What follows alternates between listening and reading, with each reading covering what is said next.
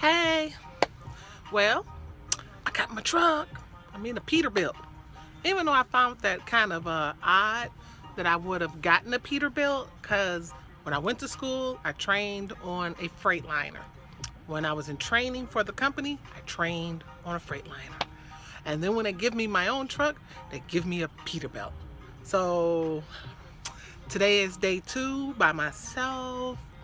Day 1, they were laughing at me. I'm so sure they were. I'm just so sure.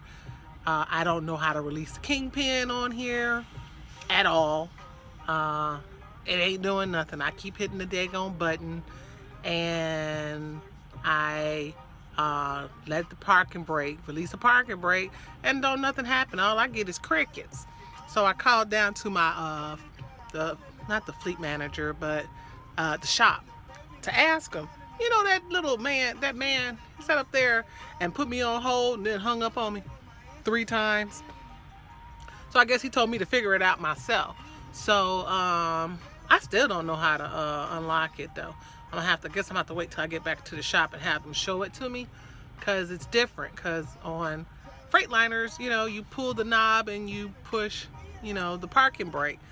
And on this one, I don't know. I pushed a button. It says hold it for 3 seconds. I did. It says hit something else, and I'm like, what? Because there's nothing but these two. As a matter of fact, I could probably, can I? No, I don't know how to do it. I swear I'm not savvy. Let me cut my light on over here. Nope, that's not it. This is what I'm talking about when you get a new truck. Okay, see? Maybe somebody can help me. This is for the kingpin release. This one's for the 5th wheel. It says hold this one for 3 seconds, and then it says to do something else. But when I get on YouTube, the ones I see have 3 things. So I don't know. I don't see, I don't know what else could possibly move it. But I've been doing it manually.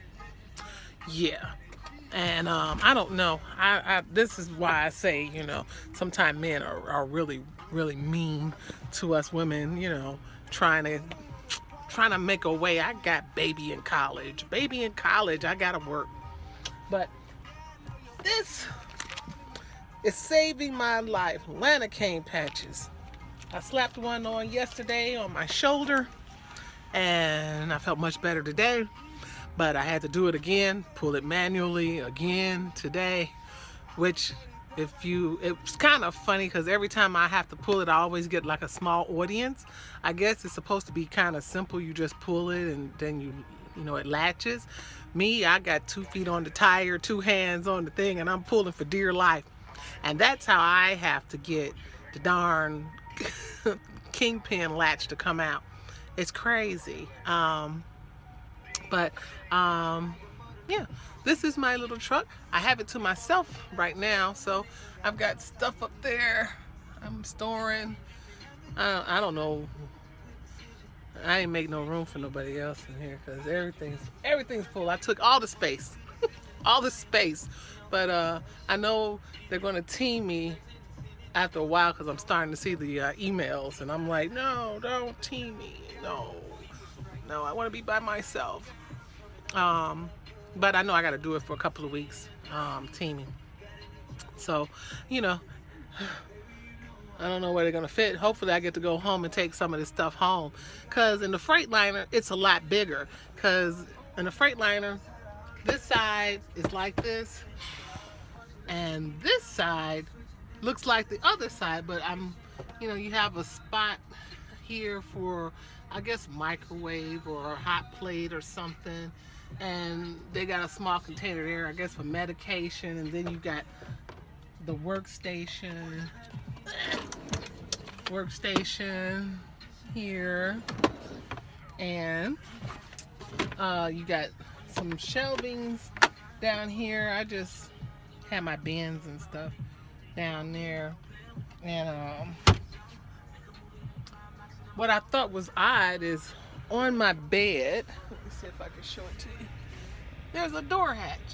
I thought that was so weird. Like, why is there a door? But I guess in case of emergency, gives me a way to jump out. So yeah. Um, there's supposed to be a TV here. I see they got the hookup for it. And it's got the thing, I guess, to plug it up. And I use this for my exercise station. I got my yoga strap, and I use it to stretch out my arms from having to pull on that kingpin all the time. And I got a radio. You hear my? I don't know if you can hear my what is that? SXM. Yeah, my SXM. And I get privacy curtains. I don't have to buy them. Am I going too fast? Yeah, I don't have to buy them. So I kind of like it. It's kind of cool. It's kind of cool. So I'm better today than I was yesterday. Yesterday,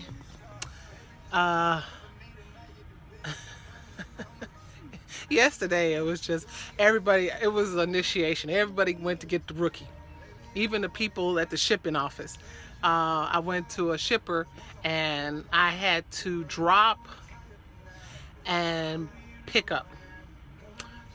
And I dropped, and then I had to come back to the gate, and he said, okay, you gotta go around the block and come back, in so that you can pick up. Do you know around the block was 60 miles? Literally 20 miles. 20 miles, 10 miles, wait, no, 10 miles, 20 miles, 20 miles, 10. Yeah. So an hour later, I get back. It was light when I left. And when I got back, it was dark. And I'm out in the country. Oh, what was that, in Missouri? Oh, I was so upset. So upset. I was like, I could have just made a daggone U-turn. I should have been like, ghetto and just made a U-turn when I got out the other side of the gate and came right back. I just had my trailer. I didn't have not my tractor. I didn't have no trailer on. So I could have just, swung it around and came back. But, the girl, when she saw me, she was confused, and I said, the guy told me to go around the block. And she just looked at him. So I assume that must be your rookie thing, or he was just being a creep. But today was better. I made pretty good timing, and I'm learning how to make my own decisions so I don't get stuck like yesterday, parking next to the cows all night because it got dark. My time had ran out. I couldn't get to a truck stop. All the truck stops were full. It was too dark, pitch black, couldn't see. So I saw two trucks. They were sitting on the side. I just joined them. We all sat out there with the cows all night. And I was just like, okay, that won't happen again. Learned that lesson. Lesson 1. Make sure you have enough time to find yourself a truck stop. So I did that today. It was like 5 o'clock. Today, I was done. I only knew I had like less than 2 hours left on my time. I'm out in the country again. So I got on my little truck stop, found out where the closest truck stop that had availability. And the first one, the closest one, didn't have anything. So I'm glad I did that instead of just driving over.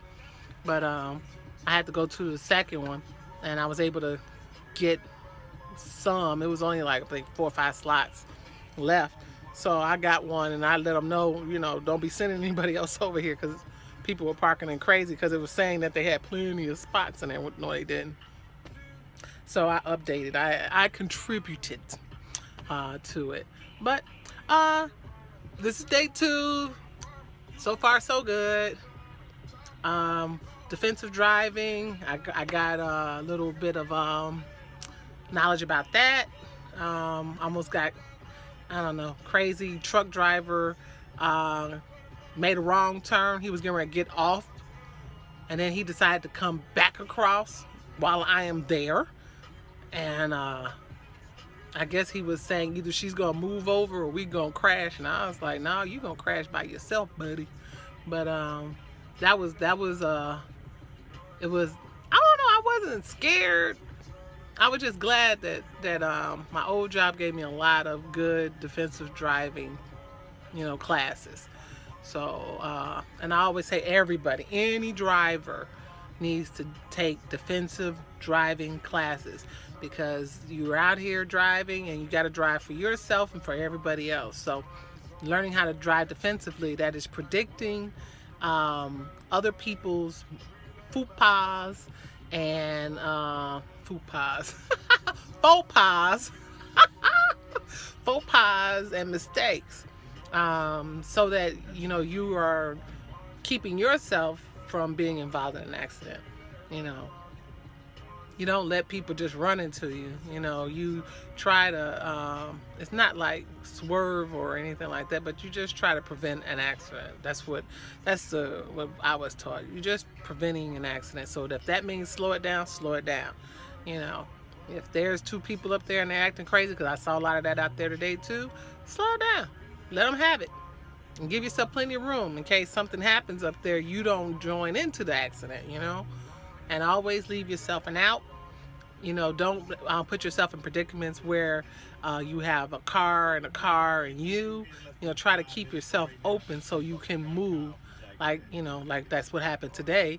I kept myself in a position where there were no cars next to me, because I just let all the cars go. I'm not in any hurry. I let the cars go. And that way, when that a-hole came off of, I think he jumped off of the, I don't even know. I don't know the name of my expressway yet. But he was going to be going toward Indianapolis, and instead he changed his mind. He wanted to go toward Ohio. And he just ran across all those solid lines and came and planted his ass right in my lane while I'm there. So that just pretty much forced me to push myself over. And I was able to do that because while I saw it from the first second, when he started crossing the line, I started looking over to my left to make sure I was clear. And when I saw he was going there, I knew to move myself over immediately, and that gave, and let him go. I just let him go. I slowed it down, let him go, and everything. But yeah, I think he was a swift driver. I don't know. Yeah, he was a swift driver, but I don't know what's up with that. Yeah, that was crazy. But that's it. I don't want to keep it too long. So, day 2. 1, 2. I've got 2 days in. So, tankers, we're getting them in. All right, peace.